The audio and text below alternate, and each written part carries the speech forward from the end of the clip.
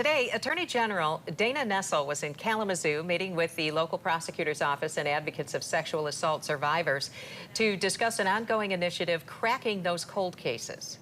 News 8's David Horak tells us more about that program, including how these investigations went from cold status to the courtroom. The Sexual Assault Kit Initiative, or SAKI, was formed in 2017 as part of a collaborative project between the two offices and the YWCA of Kalamazoo, and that is what Attorney General Dana Nessel calls the gold standard.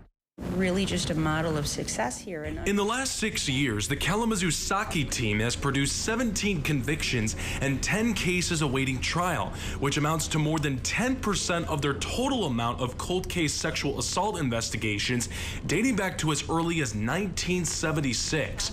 Nessel added that these kinds of cases are the hardest of any kind to solve and prosecute.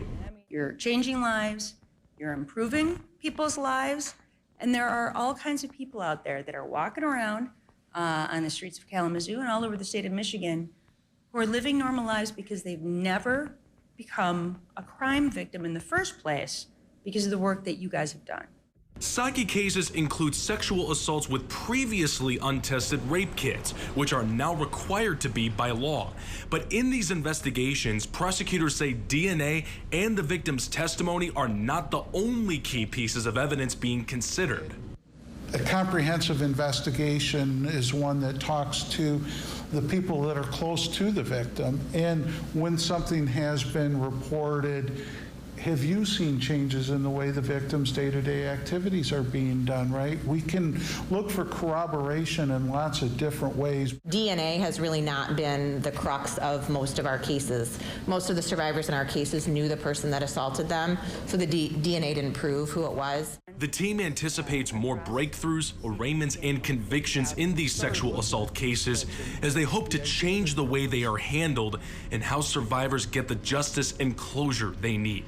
We just need people knowing that they were believed, that this wasn't their fault about what happened, that this shouldn't define how they feel about themselves. The Kalamazoo County Prosecutor's Office says the next court session involving a SAKI-related case is a man accused of sexually assaulting a woman in Portage back in August of 2010.